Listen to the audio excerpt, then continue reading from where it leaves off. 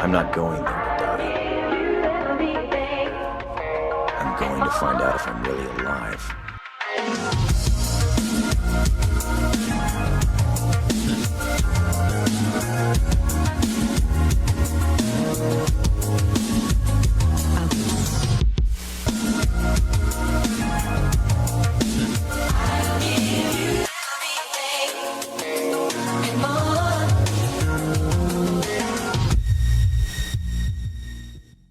Hey, how's it going, everybody? JJ Wilson is here, and welcome to another JJ Starwind's Corner episode 48. Man, it's been some time on the news. This video is just going to talk about the surges and the mass shootings that are happening in the United States. I know things have gotten really out of hand lately. I think within the span of 9 days, we've had that infamous shooting that happened in Buffalo, New York. And like not even 9 days later, you've heard of another tragic school shooting in southern Texas in a city called Uvalde. Not Uvalde, but Uvalde. That's how it's pronounced. I'm actually missing a press conference right now of the event, but can't watch it at this time because I'm not in the office. So it's just been really something that's been going on. And just doing a little research on why these things are occurring, I think part of the reason is the pandemic, sadly. Like, you've had all this time to like sit at home. You couldn't really go out anywhere because the COVID virus was rampant. And at the time, there was no serum or cure for the COVID virus. Not necessarily cure, but like a way to fight it back, right? So we had to wait for these vaccines to get mass produced so that everybody can take them. And since that time, I mean, it was supposed to be a time for self-reflection for a lot of people, including the guys that unfortunately resort to violence and having to take away innocent lives. So it should have been a time of reflection and really self-improvement, if you will, if you want to look at it that way. But that's not the case. So if anything, it made some of these people here in this country, in the United States, a lot more crazier and a lot more psychotic, sadly. I think that's one major factor as to why we're hearing more and more about these shootings. So I found a graph from a local channel from Colorado. I think it's for Denver. So I got an interesting graph here that says U.S. school shootings per year. So it's focusing more on school shootings. But even so, I mean, look at the increase since 2018. I mean, that's crazy. And it's so funny. Like, I was at a memorial this weekend, and I was talking to a buddy of mine and his wife.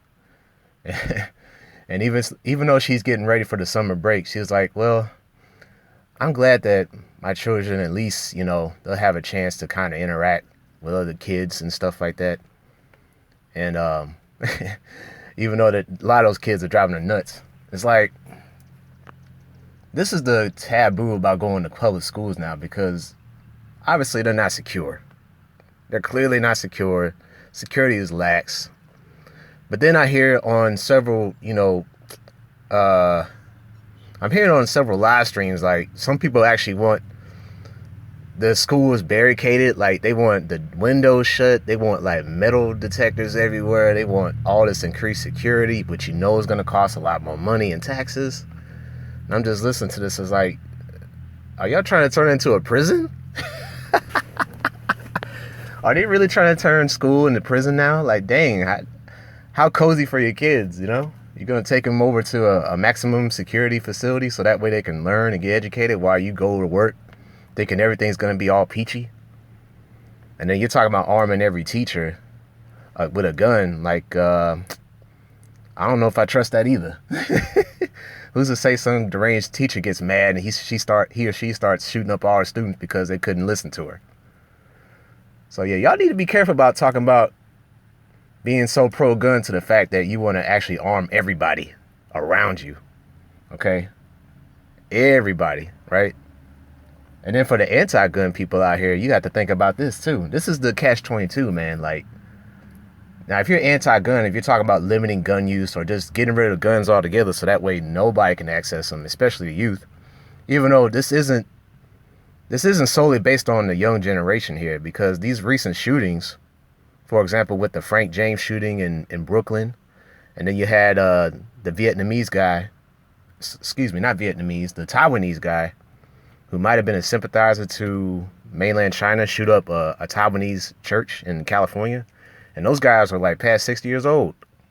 So this isn't like a youth problem here. But going back to the anti-gun argument, like, okay, so you take away all the guns from people. Next thing you know, the people that are going to have the guns in this country are going to be military and the cops. And you don't have anything to protect yourself. So who's to say cops can, have even if it's not true, like if it's some kind of false crime report or a search warrant, they can bust in your house and put the guns into your face and everything. Like I've heard stories like that before. I've had a buddy of mine that happened to him too. Like cops came to his house and they busted in there and they had the guns drawn at him. And I think it was like some kind of drug possession that they had or something. But they came up in there, guns toting, man. Like they were ready. They thinking he was armed and stuff. Like, man, you want that scenario to happen for you? With no protection at all? So, I mean, wow. If it were me, or better yet, if it was Gene Starwind, I would like to have a caster. We need to have a caster gun. Forget about a regular gun. We need a caster gun. So that way, everybody gets the message not to mess with Gene Starwind. We need a caster gun so that way it'll be strong enough to zap everybody in groups. Not just one person, but in groups. Or you get one of those special bullets that has a black hole possessed inside of it. You shoot it, a black hole comes out and it sucks everybody in. People are like, what are you talking about? Oh, it's an anime show, okay? It's one of my favorite animes like ever. So that's why I was talking about caster. I just think it'd be fun if we actually had those in existence. I think people would start thinking twice about messing with other people just because they said or did something you didn't like.